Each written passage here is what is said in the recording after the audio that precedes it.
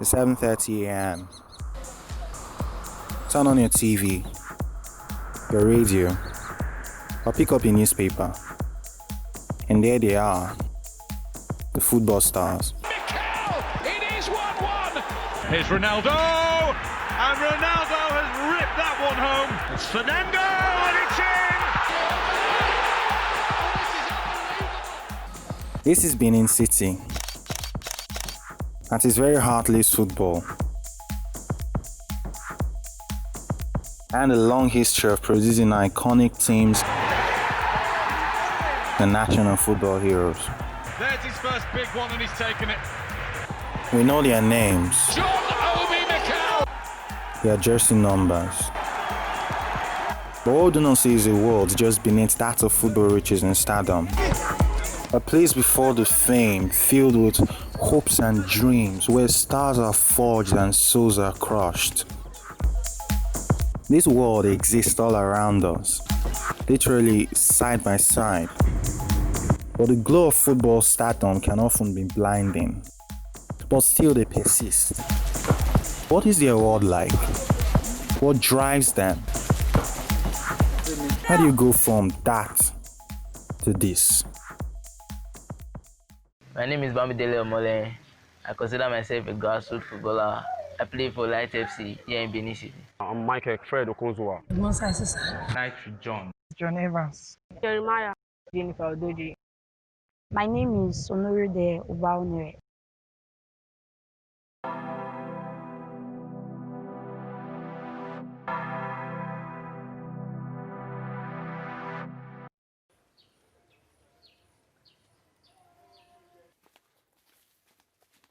I play football because I love it. It has helped me physically. Emotionally, it has also helped me. I don't want to play football because others are playing. I have the dream, I have a goal for football. That's why I'm playing football. I have the passion for the game, and it helps motivate me. Football has helped me in many ways. Yeah, it has brought unity among me and my friends. And in the next 5 years, I hope I'll be able to make it to Europe. Yeah, to play with the big teams there, like Chelsea Football Club, Barcelona. Yeah, those are my favorite. And his coach certainly agrees with him. I know anywhere my player goes to, they can do well. Even in Premiership, even in Nigeria League, I know they can do very well. They are fit, they are physically fit and mentally fit. This is Osaroy Ewoma, the manager of the Benin amateur football side Light FC. He takes out time from his day job to train this merry band of dreamers, even with little or no financial incentive. Coming up, I saw so many good players, but at the end they couldn't play football. Some end up in raping, in robbery, some even end up in jail. So I just vow that when I'm opportune, I will try to gather youth to take them away from the street and to give them good life. And he isn't the only one. Jimmy Aimwagbonre has been training young aspiring footballers for over a decade. It gives me joy. It gives me joy. What I'm doing gives me joy. Two, I also have a goal of, producing the best and the most disciplined player in the world. Another is Stanley Lewis. I think I derive joy in teaching or coaching young players like this because we know they have bright future ahead of them. These guys display a rare form of generosity, looking beyond oneself to ensure that these dreamers continue to dream. This, however, is where the fairy tale ends. Almost everything else is gloom and more gloom.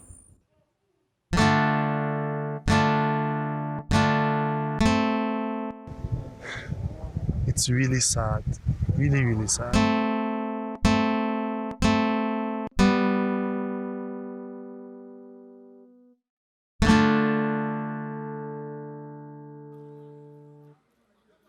It's been challenging so far. I wouldn't say the road has been easy. Pitches are not very available around, so you have to walk the distance to come to training.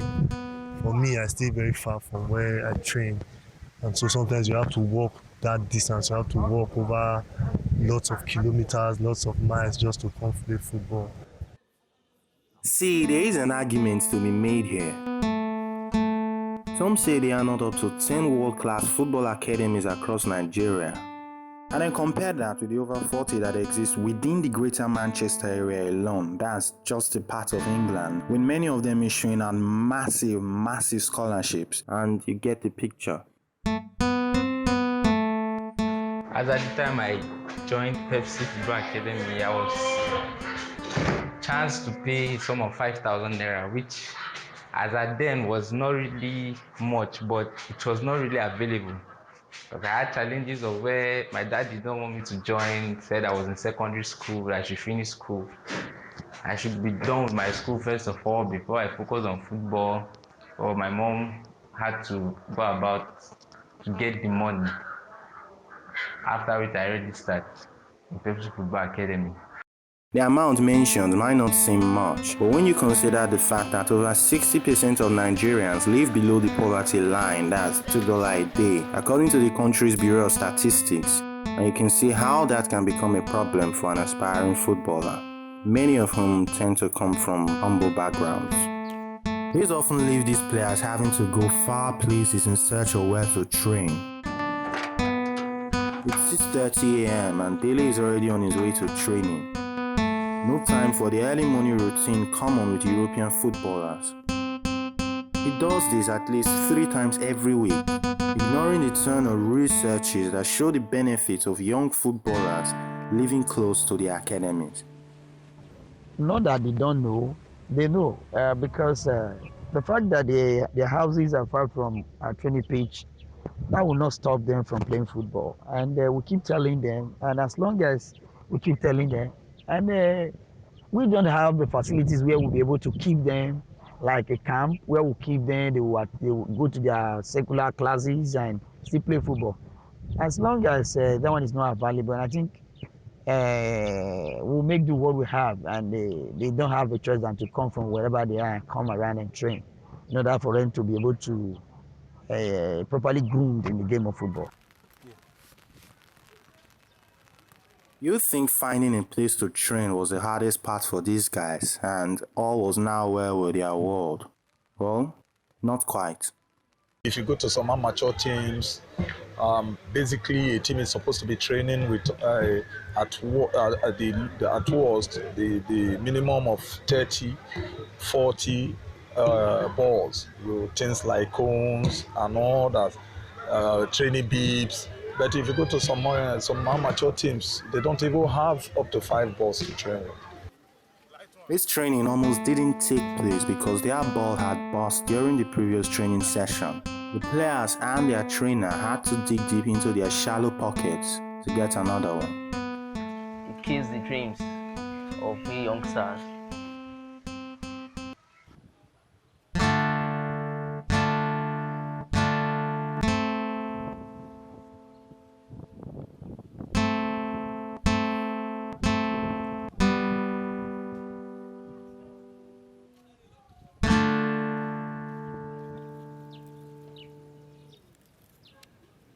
As we continued, by some stroke of luck, we found this guy.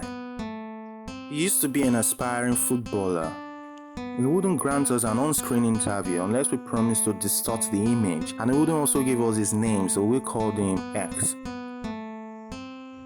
I'm ashamed how things ended up for me. I remember the struggles I had to go through just to find a pitch. And eventually, when we eventually get pitches to train, a lot of these coaches tend to favor some players, most times their relatives, their friends and their close ones, other than those of us who do not in any way have any link to them. There have been situations where scouts will come, and rather than giving your best players to the scouts, they chose to give these positions, these slots, to people who are less qualified. And sometimes they even tell us to pay. And a lot of us who come to play football, some of us are not rich. where are we going to get the money to pay? It makes it difficult to want to pursue the dream of playing football. I used to have this belief that I would be the best player in the world, and even my friends believed in me and encouraged me to. But it's a shame. At this point in my life, a man in his 30s, with a wife and kids, I'd feel sad every day because I just feel that my youth was wasted. We showed this clip to some of the trainers, wanting a response. Tend to favor some players. It all boils down to the coach. Take, for example, no matter how good or disciplined a team is, there are some players that are not disciplined. If there is a room for a scout to come, you do not allow me, you won't think, I will not allow a player that is not disciplined to go, and I will not hand over such player to a scout or an agent. I don't think it's true because there's no coach that will do such a thing. There's no way when scout is around, if the scout choose A, the coach cannot go for B. Somebody that is coaching a team, all the players, they are like children to the coach. So I don't think that the coach will be sentiment. I don't think the coach will be sentimental. So when you play, when you played well, I think the coach will support you. Those things, I think, is rumor.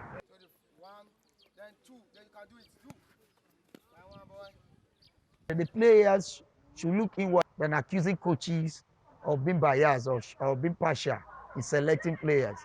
But my remark is this: some coaches are guilty of this act, but it's 80-20. It is important to state that some other players did corroborate Blair X's story. They, however, refused to speak on record for fear of punishments from their trainers. Now let's talk a bit about female football. As a female footballer, we face so many difficulties. Even after training now like this, we have to go back home, do our domestic choices, look for money. Some of us are students, we go to school. It's not easy. It's not easy as a female footballer. We have to do every other things that will make us woman, because we will still become wives. Time to come. They will think maybe tomorrow we will get married. That's why they don't focus on us. Like the female footballer, they don't focus on us very well. That's why they look up to the male footballer more than the female footballers. I want to also beg that they should also extend it to female, not only male. I think women, the ladies have done us proud very well at the football, at the national level, at the continental level. So I want to use the opportunity to beg, it should be male and female. What makes me to stop the female team? It has been so hard for me, so I couldn't cope. It was so stressful for me, no support. So I have to take the male side. The male players sells easier than the female players. But come to look to it, we are players. If they should invest on us, invest on the male, things will go better for us. They will take us out of the streets. Most of the girls that do play football now, they dropped out because there was no encouragement, no sponsor. That was why they dropped out, fell into different types of things they are not supposed to do. So if they want to support football, they should do it at the both sides, both the male and the female side. Some of these issues facing these footballers are actually internal, according to the trainers. Indiscipline is one of the major factors that is really causing a lot of setback in Nigeria football. If a player is not disciplined, with the rate at which the football is going now, with the pace at which it's going now, if you are not disciplined, you cannot play football to limelight. So there are so many things that are really not helping issues as far as indiscipline is concerned in this state. Now take that and compare it to a line from the great Sir Alex Ferguson which reads, "I place discipline above all else. If I had to repeat things, I'll do it precisely the same, because discipline has to come before anything else." Other internal problems are bound according to these trainers. Most player does not know how to motivate themselves until they see scouts or a big tournament. Like my assistant coach, so if other players can pick from him, can be motivated. Where they sleep is is one factor that need to be considered, because it go a long way in helping this player. The another thing is what they wear, then what they eat. The food they eat, they don't have good food to eat. Indeed, some of these players did admit off camera to be heavy drinkers of alcohol, heavy smokers including Indian hemp, while for some they just can't afford good food, or any food at all for that matter. In fact, we had to help out these kids with breakfast because they were basically training on empty stomachs. Another issue is the problem of actually concentrating on the game they love so much. Being a footballer in Nigeria is pretty good, but sometimes you have to look for other alternatives, because I can just stay and just be a footballer all through, but it's quite difficult for me to cope alongside with my teammates, because most times we have challenges we do face, and sometimes we have to buy ball, do other things, but if you don't have other plans on how to get money, you can't do all those things. I can't really focus on football, basically because the chances are not really clear, but so I have to back it up with school, as I'm trying to get a club or trying to go for screenings to see if I'll be able to play football. I just have to still go to school, so I can't really focus on football that much. The chances of getting there in Europe is quite hard. So being here, we have to look for other plans of getting what to do after football. Like for instance, we have to go to field in the morning, come back. So you can't just rely on football in this Nigeria, because it's quite hard. So you have to look for other plans. On either you go to work to pay you, or you just learn something else. For instance, right now I'm in school, I'm in university, and I'm in 300 level. I'm presently doing my teaching practice, so I can't really focus on football because of, as a Nigerian footballer, it's not really sure if you would play, because there are several footballers everywhere and the chances for you playing is slim. So you just have to have a plan B or something you've also been doing, or put money in your hands.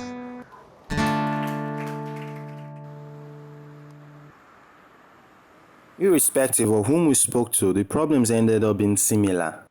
Different shades maybe, but roughly the same color. And so we then moved on to the reasons behind these problems and what possible solutions can be preferred. The challenge we are facing is financial aspect. There is secondly the parents. Most of their parents believe that when they leave home by maybe 6 o'clock or 5:30, they will not be safe. I remember vividly years back, a child told me that he wants to play, but the mother will not allow him to play. And I went to meet the mother. As soon as I introduced myself as the coach, and the woman said, "I'm the coach, and why am I here?" And I explained myself. He said I should walk out and use his broom to sweep away my leg. You could imagine that kind of humiliation. The challenges that I think they face boils down to finance. This is where individuals, companies, and the government are supposed to come in. So that is where they need investors, and the state government in particular should render amateur teams support. The government is doing their best, but they are not doing enough. The reason is this: majority of the people at the helm of affairs in sports They are not sports technocrats. They are there because what they want to gain. I want to use your medium to advise. If you are giving any appointment as a politician or giving any political appointment, especially in the area of sports, please look for technocrats to build yourself, build around yourself technocrats, sports technocrats, who will tell you what to do or what to be done so that you'll be able to succeed. Take, for example, when Germany was preparing for the Olympics, they went to study the grass, the natural grass at the Brazil stadium. And they take away all their grasses and they planted the same grass that they saw at Brazil in their own stadium, whereby they were training. That one was done a year ahead. And we saw the dividend. The German team won, the female team won the Olympics. Even the World Cup, it all happened. The Ministry for Youth and Sports to go around and take the statistics of the teams, know the number of youth teams, amateur teams that are in the state, like what Lagos State government is doing. For Saro, it's all about the lack of sponsorship. We don't have sponsor. We don't have even government. The government does not support the grassroots football. Even the corporate bodies, companies, they do not support grassroots football. Jimmy did have reasons why the sponsorships dried up. We know that there are a lot of hackers. I call them hackers. They are thieves. That when they get this money, they will not use it for the growth of the grassroots. That is why some of the companies are not doing it. Not that they are not willing to do it. But when they bring out the money, some thieves will pocket the whole money. It will not be used. There should be an agreement. This money that is being released to you for you to do such and such and such, if you fail to use it, you will be jailed. And terms of agreement will be signed and they go on. This is what having a good sponsor gets you. We really maybe appreciate the chairman, Mr. Bernard Joman. He has been spending his hard-earned money trying to encourage everyone, both the players and the officials. It has not been easy anyway. Guys like Mr. Joma, though, are the exception. Difficult to come by. I remember vividly, there was a time I got an opportunity to represent the state at the National Federation Cup in 2015 to be precise. I met some rich individuals who told me that the only way they can sponsor me is for them to be sleeping with some of my female athletes. And I vehemently refused that. And I think by the grace of God, with the effort of my effort and the effort of the players, we were able to go and we returned back. As we approached the end, we felt something was missing, or perhaps too much. The narrative felt tilted toward propaganda, and so we decided to seek out a neutral voice. Someone separated from the action to speak objectively, but close enough to have an almost expert understanding of the situation. My name is Salih Ibrahim. I am a sports journalist. I'm also the head of news and head of station of 92.7 KUFM Benin City.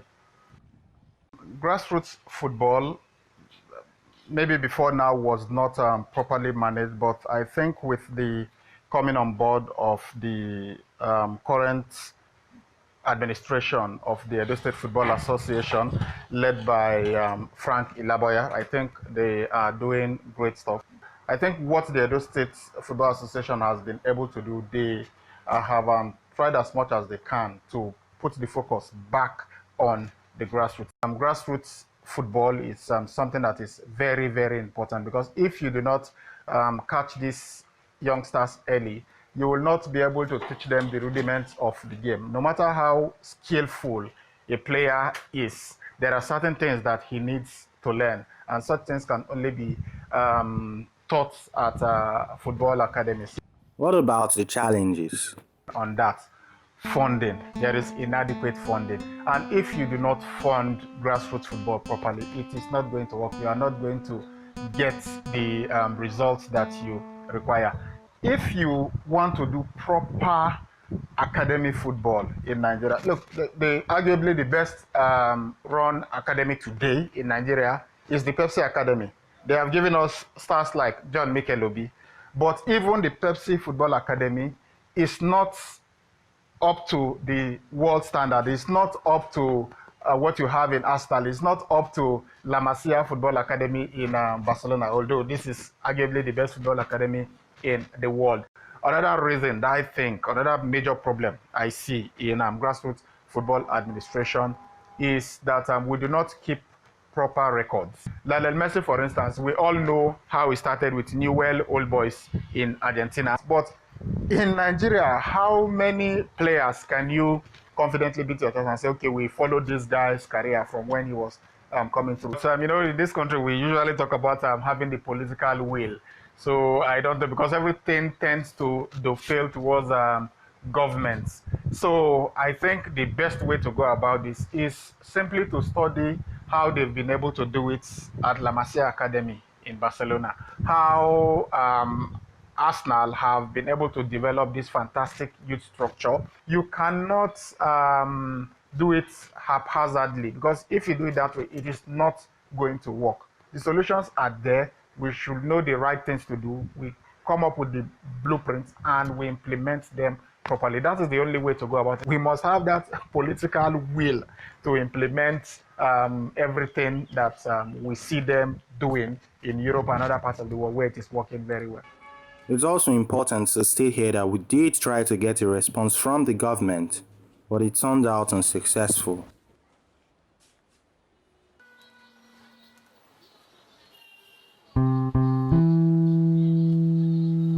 Although we mostly caught Glomans more, the one thing we had to leave for last is the defiance that exists within these people.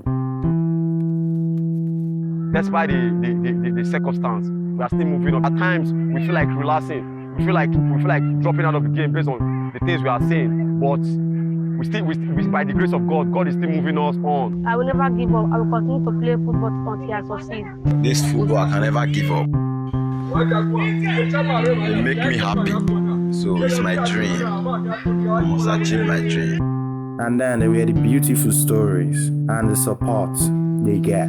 When my mom got to find out that I'm playing football in school, they discovered that I can do this thing. So they just have to say, okay, let's go and look for an academy for this boy so that he can just put this thing to practice. My friends and families, they always make me work hard, and my mom and my dad.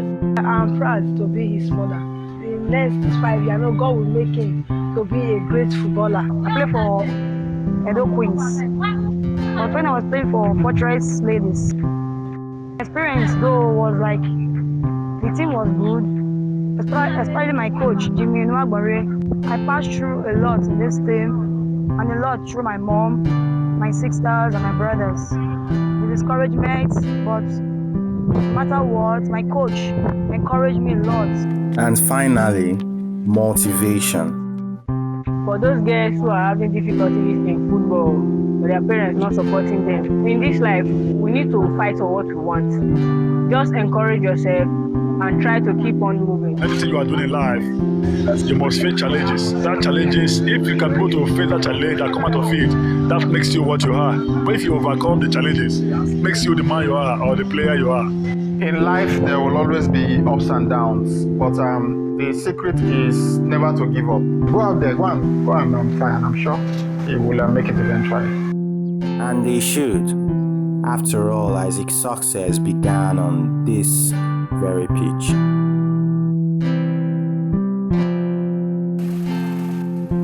Most of these guys do in fact have lives outside football.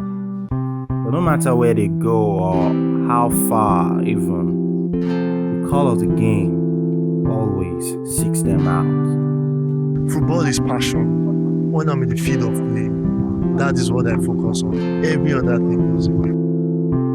It's who they are, or at the very least, the sense we got of who they are. When I step on the pitch, at the blast of the whistle, it's game on.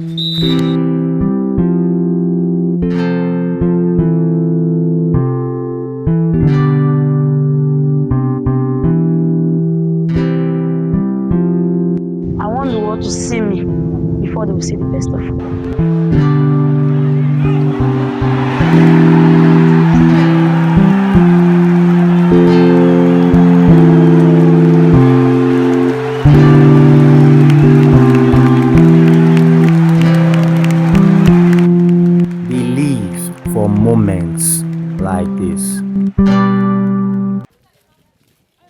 It's pretty obvious by now that these guys need a lot of help. Any kind gesture at all will mostly go a long way. But there is actually a lot to gain from them, to learn from them. These guys carry with them virtues that aren't easy to come by. From tenacity to dedication, long-suffering to determination, you name it. Living in a world hidden right underneath our noses, these virtues essentially keep them going. Well, and that's one word. The one word rarely any of these guys could go 5 minutes without uttering. My dream. My dream. My dream. It's the one word that took Isaac's success from rags to hero. It will continue to create a path to fulfillment for these merry bands of dreamers, and would ensure there would always be little ones ready to take over when the time comes to pass the torch.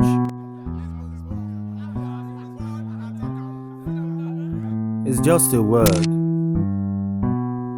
but it would be their most important highlight when their epic tale finally comes to an end.